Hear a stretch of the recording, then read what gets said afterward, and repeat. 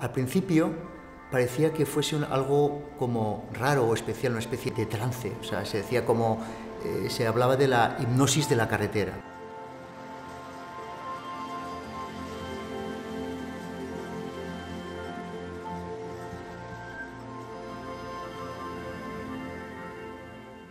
El mover esta silla de sitio, el ponerte la ropa, el calzarte, pueden ser actividades automáticas. La mayoría de las rutinas acaban siendo automáticas, excepto cuando uno hace un control consciente sobre ellas.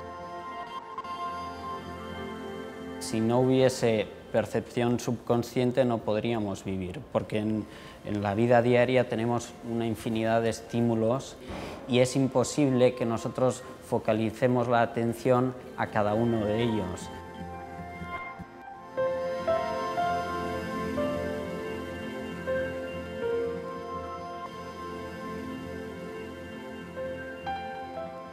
La conducción subconsciente es la conducción automática, en la cual lo que hacemos es trabajar con un mínimo número de procesos cognitivos, de tal forma que utilizamos este sistema para mantener la actividad.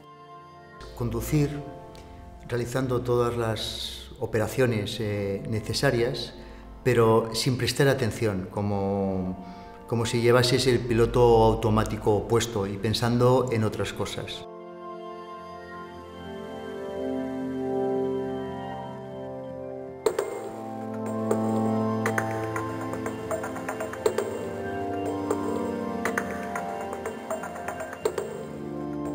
La mayoría de episodios de conducción subconsciente aparecen por rutina en la conducción. Bien sea porque estamos realizando un recorrido que conocemos perfectamente, porque forma parte de nuestra vida cotidiana, o porque la naturaleza del recorrido que estamos haciendo es de por sí aburrida. Una autopista, por ejemplo.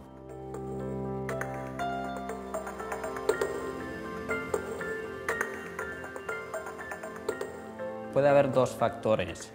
Uno es que haya una actividad mental que compita con la acción de conducir, y es que uno esté pensando en otras cosas. Pero por otra parte está también lo contrario, y es que si uno ha aprendido a conducir, puede pasar a hacer cosas de forma automática que alguien que no tiene esa destreza en conducir pues no lo podría hacer así. En el proceso de conducción lo que hay es un proceso dinámico en el cual el control y el automatismo van cambiando constantemente en función de los requerimientos del entorno, de tal forma que cuando uno conoce bien el espacio por el que va o lleva tiempo conduciendo, activa mecanismos automáticos que le permiten conducir pues, con los recursos mínimos. Pero cuando hay cualquier novedad, y en la conducción esto es constante, constantemente aparecen estímulos en el entorno en los cuales obligan a un control de la situación, pues que conduzcamos en una situación de peligro como la lluvia, o haya un cruce, o aparezca en la carretera cualquier objeto. Esto requiere que los mecanismos de control se activen.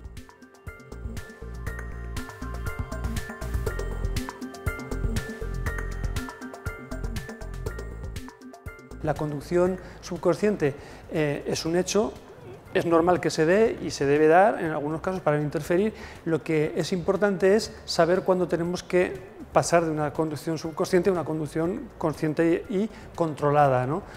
We can't go down the road necessarily and pay attention to every single thing. It would become tiring, it would become overwhelming. So we allow ourselves to go into almost a sort of cruise control and free up some of that energy, attention for possible unexpected events.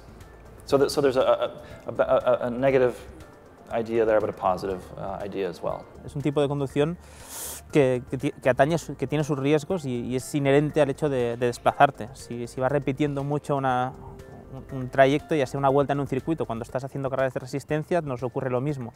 Si pierdes unas décimas de segundo en la concentración, puedes acabar fuera de la carretera y ocurre. Y en la calle pues exactamente lo mismo, entonces yo considero que es un aspecto a tener en cuenta.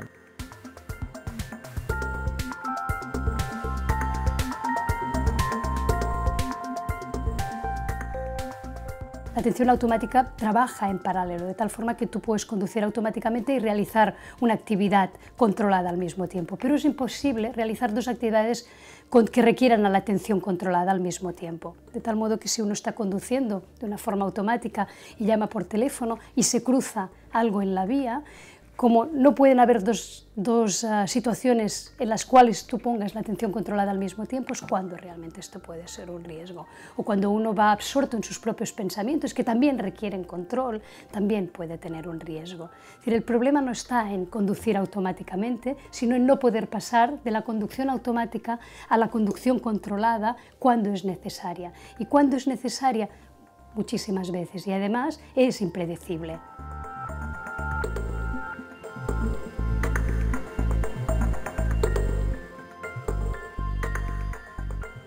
Si eso va a costar vidas o accidentes graves, yo creo que no, porque sencillamente las situaciones de riesgo son ya de por sí la llave para cambiar de la conducción automática a la conducción controlada. Es más arriesgado buscar que el conductor esté en una concentración total durante todo el trayecto, porque entonces se va a cansar más, va a forzar más la conducción y los riesgos aún aumentan más.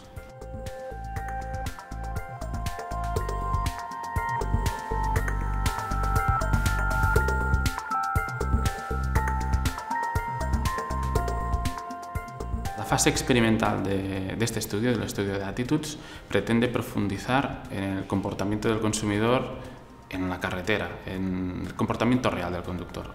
Con la fase de la encuesta tenemos declaraciones, tenemos recuerdos, tenemos lo que el conductor piensa sobre cómo afecta la conducción subconsciente a la seguridad vial, pero no tenemos lo que realmente pasa cuando existe la conducción subconsciente, y precisamente porque la conducción subconsciente se hace por debajo de la razón y por debajo del recuerdo, con lo cual es imposible que el conductor pueda responder qué le pasa exactamente en esos momentos.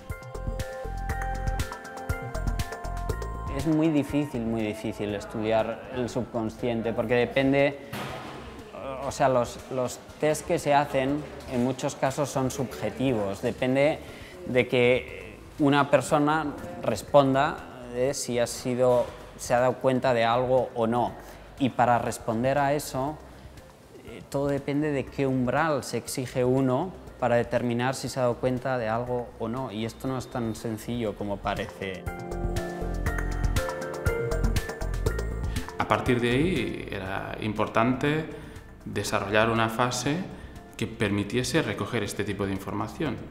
Y dentro del proyecto Attitudes nos atrevimos a montar un experimento que buscaba cubrir estos objetivos, cubrir el objetivo de profundizar en la realidad del suceso y en el momento que puede pasar esto, que es cuando se está conduciendo.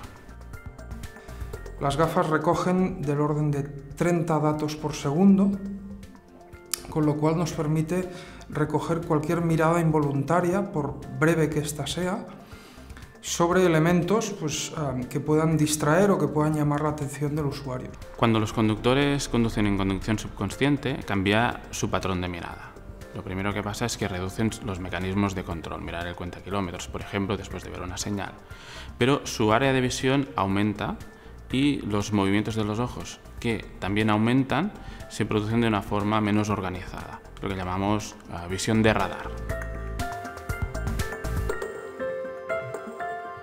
Lo que sí que sería útil sería que hubieran alertas, de forma que alertas de estímulos externos que pudieran avisar al conductor de que pusiera en marcha su sistema de control. Es decir, si aparece una luz fuerte, avisa, activa inmediatamente el sistema de control. Deberían existir, como ya existen en algunos modelos, sistemas de velocidad de crucero, de velocidad constantes, que fueran variables ante el más mínimo estímulo, porque esto obligaría al conductor a estar permanentemente en atención sobre lo que está haciendo.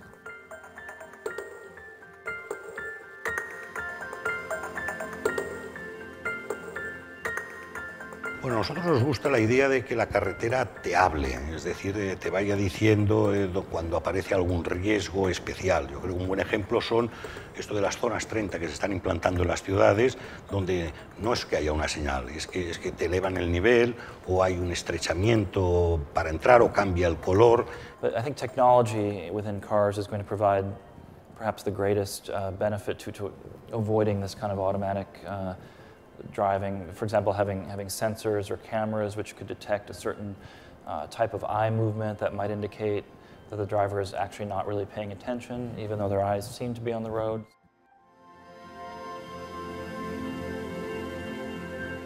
El secreto en la conducción está en que realmente puedas hacer una flexibilidad entre ambos sistemas, es decir, pasar de la conducción automática a la conducción controlada. Este es realmente el secreto de la buena conducción. Pero el hecho de que haya una conducción automática es normal y esperable y es de una alta utilidad para que realmente la persona que conduce pueda seguir conduciendo y no se agote desde el primer momento.